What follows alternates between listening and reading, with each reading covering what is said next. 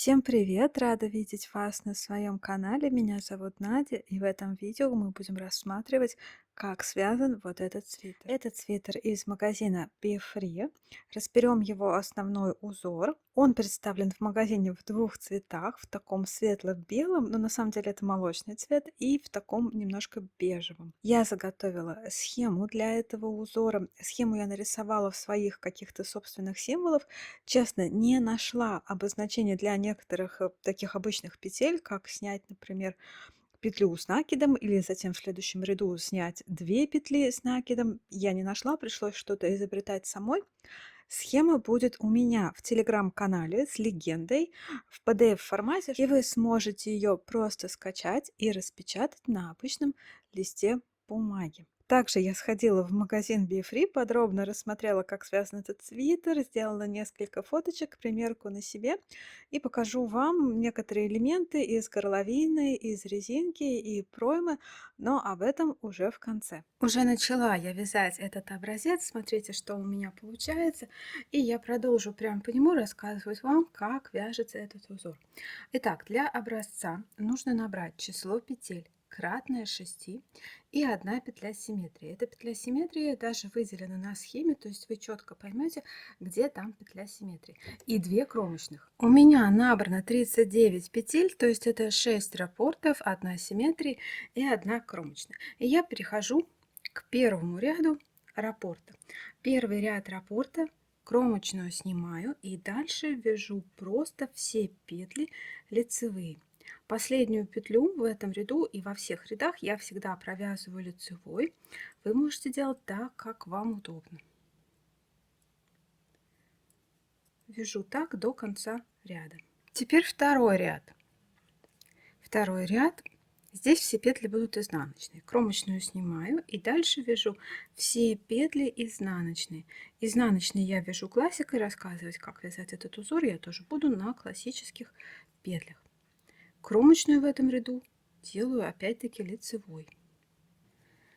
Третий ряд узора. Кромочную снимаю и дальше повторяю следующим образом. Одну петлю снимаю с накидом и 5 лицевых. 1, 2, 3, 4, 5. И снова снимаю с накидом, не провязано, и 5 лицевых. 1, 2, 3, 4, 5. Повторяю так до конца ряда. В конце ряда остается 1 петля симметрии, ее снимаю соответственно с накидом и последнюю кромочную вяжу лицевой. Это был третий ряд узора. Четвертый ряд узора. Здесь повторяю так. Кромочную снимаю, не провязанной. Дальше петля, снятая с накидом в предыдущем ряду. Эти 2 петли, то есть петлю и накид, я в этом ряду снова снимаю и добавляю еще 1 накид. Получается петля, снятая с 2 накидами. Дальше вяжу изнаночную петлю. Дальше мне нужно провязать 3 петли вместе, так, чтобы центральная из этих 3 стала дальше от меня. Как я это буду делать? Снимаю первую, снимаю вторую, возвращаю их на левую спицу, то есть меняю их положение ножками, да, затем поддеваю вот так, опять возвращаю на левую спицу, так, цепляю третью петлю, так, давайте, цепляю третью петлю и провязываю все это изнаночной. Вот, получилось 3 вместе изнанкой, центральная стоит дальше всего от меня, то есть она становится первой из этих центральных. Если просто провязать 3 вместе, то у вас первая и останется первой, будет не очень красиво. И дальше последняя петля в раппорте просто изнаночная. И повторяю все это снова и снова. Снимаю петлю и накид и добавляю еще 1 накид, дальше изнаночная, дальше 3 вместе изнаночными. Первую снимаю, вторую снимаю, меняю их положение на спице, завожу петлю из-под низу, добавляю третью и провязываю изнанкой. И еще 1 изнаночная. И снова, да, снимаю петлю и накид и добавляю к ним еще 1 накид. Провязываю одну изнаночную. Теперь 3 вместе изнаночной. Первую снимаю, вторую снимаю. Меняю их положение на спице. Завожу петлю, завожу спицу из-под низу, сбрасываю. Вставляю в эти 2 петли левую спицу и добавляю третью петлю. И провязываю изнанкой. И еще одна изнаночная. И чередую так до конца этого ряда. Снимаю петлю с накидом, добавляю еще один накид, изнаночная, 3 вместе изнаночной. Так.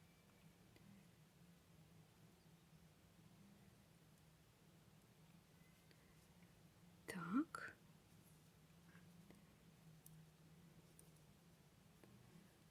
В конце ряда остается одна петля от симметрии, это снятая в предыдущем ряду петля с накидом, ее опять снимаю, добавляю еще один накид и провязываю кромочную лицевой. И на этом получается 4-й ряд закончен. Теперь 5-й ряд. Опять кромочную снимаю, и дальше у меня идет петля, снятая с 2 накидами. Эти 3 петли я провязываю вместе лицевой, то есть получается как бы 3 вместе лицевой, я так и буду это называть, да? Добавляю еще один накид на спицу. Дальше идет 3 лицевых. 1, 2, 3. И эти 3 провязываю опять 3 вместе лицевой. Но так, чтобы центральная из этих 3 была ближе всего ко мне. То есть она должна теперь стать опять первой. Снимаю 2 первых, снимаю третью, ну, точнее делаю так, провязываю третью и набрасываю эти 2 первых на третью. И вот получается, что центральная из 3 вместе становится первой. Снова добавляю накид. И вот получается раппорт в этом ряду. Да? Опять 3 вместе это петля и 2 накида. Добавляю накид и дальше 3 вместе так, чтобы центральная стала ближе всего ко мне. 1, 2, третью провязываю, эти 2 набрасываю вот так. Добавляю снова накид и повторяю это снова и снова до конца ряда. 3 вместе, накид и опять 3 вместе, чтобы центральная стала ближе всего ко мне. И добавляю еще один накид. И работаю так до конца этого ряда. 6 раппортов я повторила, и здесь в конце остается петля, 2 накида и кромочная. Это петля симметрии, ее провязываю, получается 3 вместе, кромочную вяжу лицевой. Это был 5-й ряд. Дальше будет 6-й ряд, изнаночная сторона. 6-й ряд. Кромочную снимаю, не провязывая. И дальше повторяю следующим образом. 1 изнаночная, накид, 3 изнаночных, 1, 2, 3. И снова накид, да, и получается вот они 6 петель раппорта. 1, 2, 3, 4, 5, 6. И снова 1 изнаночная, накид, 3 изнаночных, 1, 2, 3 и накид. И снова 1 изнаночная, накид, 3 изнаночных, 1, 2, 3, накид. И снова повторяю. 1 изнаночная, накид, 1, 2, 3, накид. И опять изнаночная, накид, 3 изнаночных, 1, 2, 3, накид и опять изнаночная. Накид, 3 изнаночных, 1, 2, 3, накид, остается петля симметрии, ее вяжу изнаночной и кромочную делаю лицевой. И 6-й ряд на этом закончен. Теперь 7-й ряд, лицевая сторона, здесь все петли просто лицевые. Кромочную снимаю и вяжу. Лицевая, лицевая. Я рекомендую в этом ряду пересчитать петли и убедиться в том, что ваше число петель равно тому числу петель, которые вы набирали в самом начале, что нигде ничего не изменилось. Именно вот в этом лицевом 7-м ряду. 7-й ряд будет последний ряд в половине раппорта. То есть раппорт всего состоит в этом узоре из 14 рядов. И чередуется он как бы в шахматном порядке, да? Но получается, что половина раппорта Это 7, это нечетное число. Поэтому следующую половину раппорта мы будем чередовать, соответственно, делать все те же самые петли, но наоборот. Здесь поменяются местами лицевой и изнаночный ряд. Именно потому, что половина раппорта – это нечетное число петель. Ну, вот такой вот узор, да. Я вот не очень люблю узоры, когда чередуются 3 ряда или чередуются вот 5 рядов, потому что они нечетные, и там меняются петли, да, и ряды как бы не просто в шахматном порядке чередуются, а немножко еще и меняются направление вязания. Ну, ничего, мы с этим тоже справимся. Это был 7-й ряд. Дальше 8-й, 9-й ряд. Это 2 ряда. 8-й будет все петли изнаночные, 9-й ряд будет все петли лицевые. И давайте сразу перейдем к 10-му ряду. 10-й ряд по изнаночной стороне. Здесь опять начинается повторение. Итак, кромочную снимаю. 1 изнаночная, еще 1 изнаночная и еще 1 изнаночная. Делаю 3 изнаночных. И дальше повторение, да? Снимаю петлю с накидом, не провязанной. И еще 2 изнаночных. Раз, два. Так, получается раз, два, три, 4, 5, 6. 6 петель раппорт этого узора. 3 изнаночных. Раз, два, три. Петлю снимаю с накидом. 2 изнаночных. Раз, два. И опять. Раз, два, три. Петлю снимаю с накидом и 2 изнаночных. Раз, два. И снова. Раз, два, три. Петлю снимаю с накидом и 2 изнаночных. Раз, два. И опять.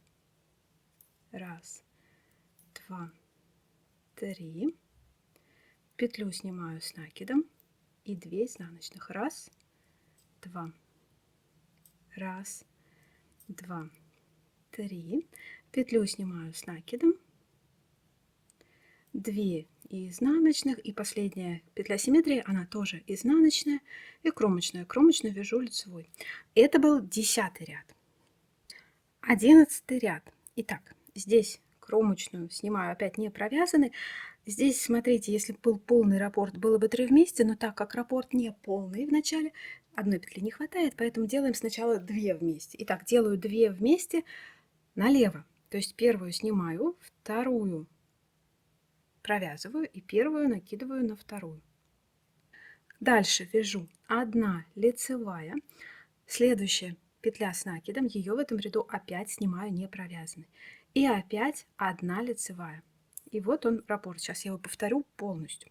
3 вместе, так, чтобы центральная стала ко мне ближе всего. То есть стала первой. 1 лицевая. Снимаю лицевую и накид, и добавляю к ним еще 1 накид, и добавляю еще 1 лицевую. Повторяю так до конца ряда. 3 вместе лицевой, 1 лицевая, снимаю петлю с накидом, 1 лицевая,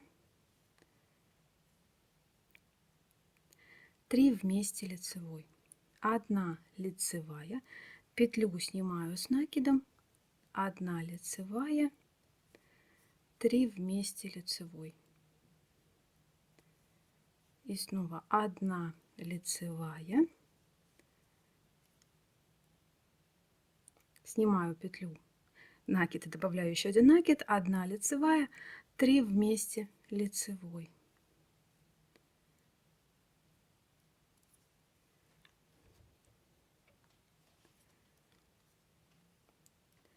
И 1 лицевая. Петлю снимаю с накидом. И еще 1 лицевая.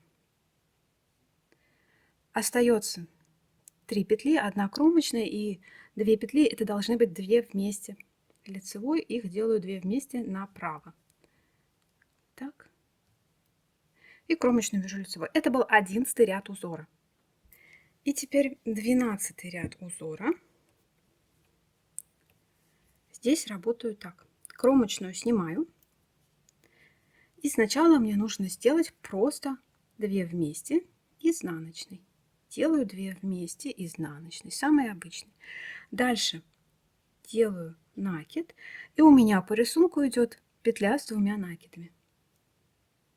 3 вместе изнаночной.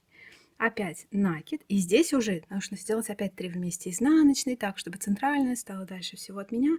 Снова меняю их положение на спице, переворачиваю, завожу так и провязываю 3 вместе изнаночной. Делаю накид. Снова 3 вместе изнаночной, снова накид. И снова 3 вместе изнаночной, так, чтобы центральная стала дальше всего от меня. Первую снимаю, вторую снимаю, меняю их положение на левой спице, завожу правую спицу из-под низу, возвращаю в левую, вставляю спицу в третью петлю, так, и делаю изнаночную классикой. Так, у меня упал накид, ничего страшного, я его сейчас подниму. Раз, два. Опять накид и опять 3 вместе изнаночный. Опять накид и опять 3 вместе. Раз, два. Так, так, так. 3 вместе изнаночный. Накид, 3 вместе изнаночный. Накид. Раз, два.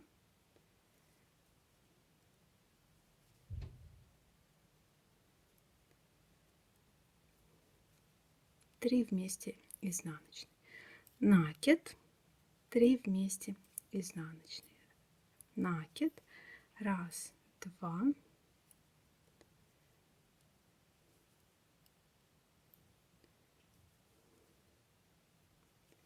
3 вместе изнаночные, накид, 3 вместе изнаночный, накид, дохожу до последних петель, здесь только 2 петли, да, делаю 2 вместе изнаночные, но мне нужно поменять опять их положение на спице.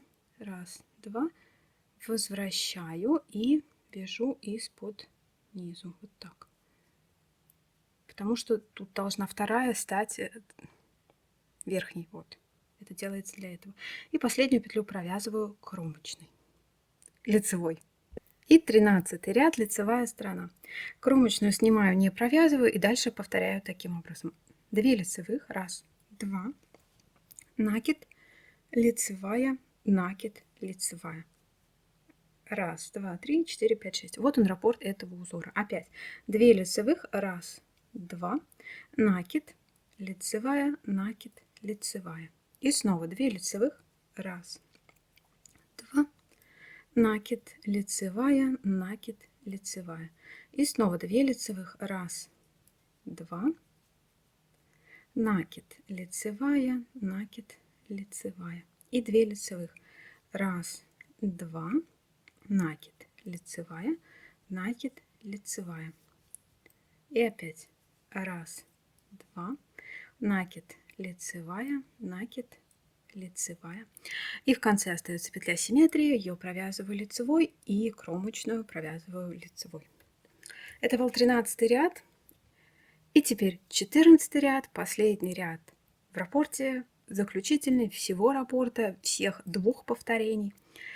Он просто вяжется изнаночными петлями. И в этом 14 ряду я опять рекомендую вам пересчитывать все петли для того, чтобы убедиться, что число петель у вас нигде не изменилось. Вяжу все петли, все накиды, все я вяжу просто изнаночными до конца этого ряда. И вот связала я несколько раппортов в высоту. Здесь получается раз, два, три, четыре, пять, 8. 4 раппорта получается у меня в высоту. Вот смотрите, эти бабочки или стрекозки или цветочки, как они выглядят. Я сходила в магазин, узоры я рассматривала лично, поэтому всем слепозаврикам, которые любят у меня пописывать на канале, что что-то там не то, я вам 100% говорю, все один в один. Я эту кофту смотрела, мерила, вставлю вам фоточки. Теперь мой отзыв про саму кофту. Стоит или не стоит идти ее покупать? Я вот вставлю свою фотографию в этом свитере. Я взяла размер М. Мне показалось очень оверсайзно и короткая. Просто вот до пупка.